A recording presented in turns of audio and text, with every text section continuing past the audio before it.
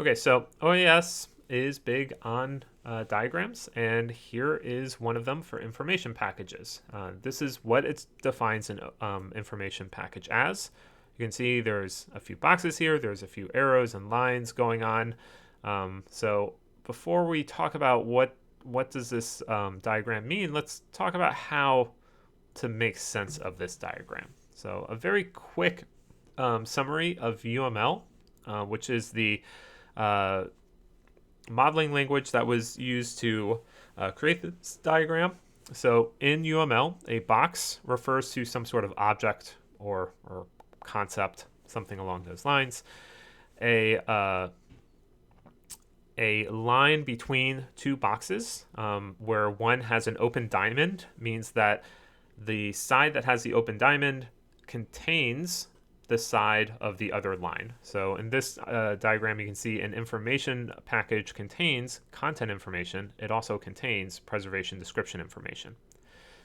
A line between two objects with an arrow defines a relationship between those objects. Is to say these are not the same thing, they have a relationship between each other. So for instance, content information has is further described by preservation description information. There's a relationship from one to the other there.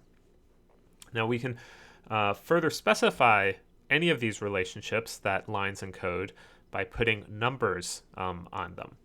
So for instance, if there is a 1 by the beginning of the line, that says that that object that the 1 is near is the relationship only applies to a single instance of that object. So a single information package can have content information. Or for instance, the package description, a single information object can be described by descriptive information. Now, if you have a number, dot, dot, and another number that says between the first and the second number. So in this diagram, we can see that a single information package can contain between 0 and 1 pieces of content information. And then finally, we have this asterisk, which says, hey, that could be any number of objects. So going back to the description, you can say that a single information package is described by one or any number of package descriptions. So that's how you read this kind of a diagram. The words also help. You can make sentences out of these things. The big point that I want to point out here is to say that we have a few different concepts going on, but what is always important for me to remember is that OAS is treating the object itself as separate from a description of the object. That any given package that you are trying to manage can be described by many different systems in many different ways, and that's completely fine by OAS. It just says, yeah, you have descriptions of stuff and you have the stuff itself, and there's a relationship between them. They are not one and the same thing. So let's go through and define some of these concepts. Content information, that's the target of preservation. You saw in the previous diagram that it's 0 or 1 content informations per information package.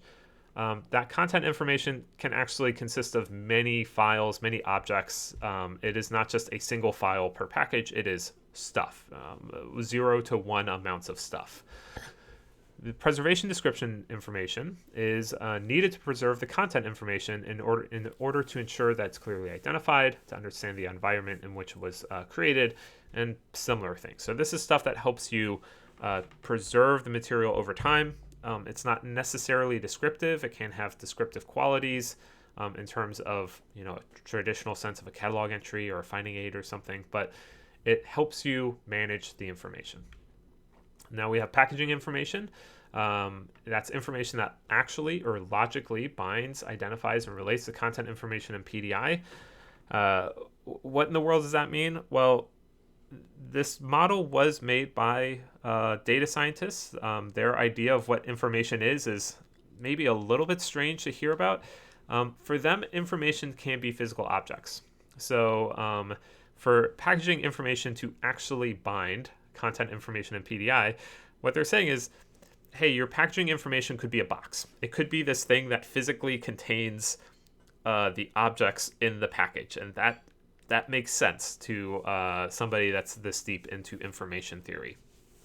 It could also be a folder on a computer, and it could say all the files in this folder are part of this information package. It could also be something like an XML file or a database entry that says this information package consists of these 5 pieces of these 5 files that are stored in these 5 different places, and this record is able to say that logically they're all bound together inside of a package. So it's being very loose, or giving a lot of flexibility to say what is packaging information.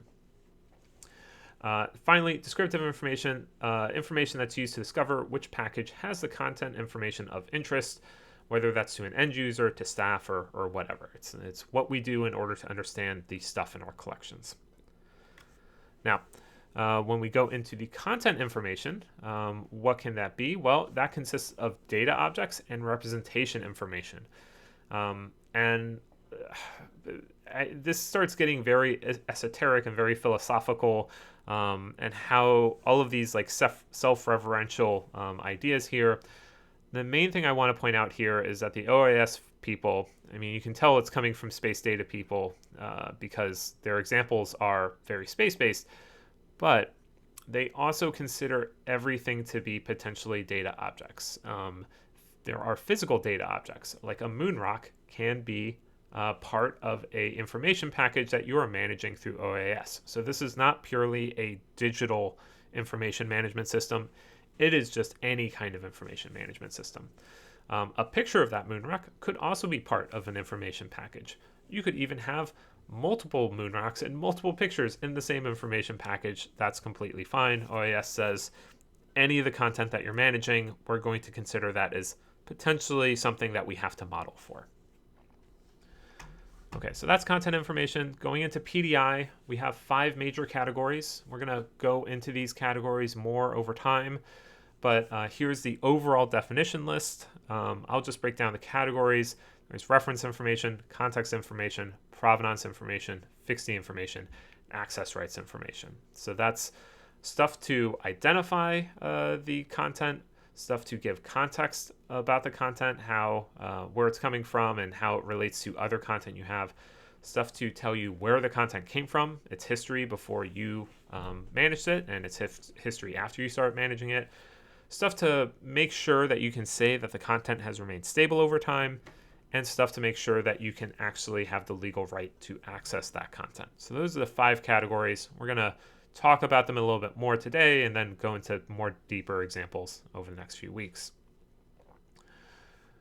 All right, so now looking at all those concepts and stitching them together, how do information packages impact the work that we generally do in cultural heritage management?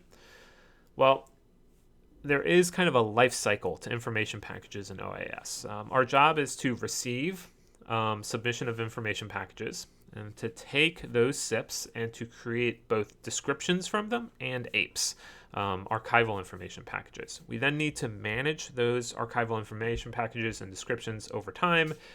And then finally, we need to provide access to those descriptions and produce dissemination information packages for our users as they request them. And I like this overall breakdown of how to manage a collection because it really helps me think long term about like how workflows fit together, how I relate to other staff, when I can start thinking about these types of relationships. Now, the purpose of this class is digital preservation. And so I'm defining that to be more of the first part of this life cycle, to say that we're all about making sure we receive the material that we want to receive and that we store the things that we want to store. The access side of things is its own deep and fascinating project. It is, you can make arguments to say that there are parts of it that would relate to preservation, but when it comes to my day-to-day work as somebody that works in digital preservation, what I think about access is that I need to do my job well enough so that people that are running the access services, whether it's the reading room or the website, don't need to think about how we acquire material, don't need to think about how we're storing the material. are just able to build the services and the platforms that they want to build to provide access in a good way.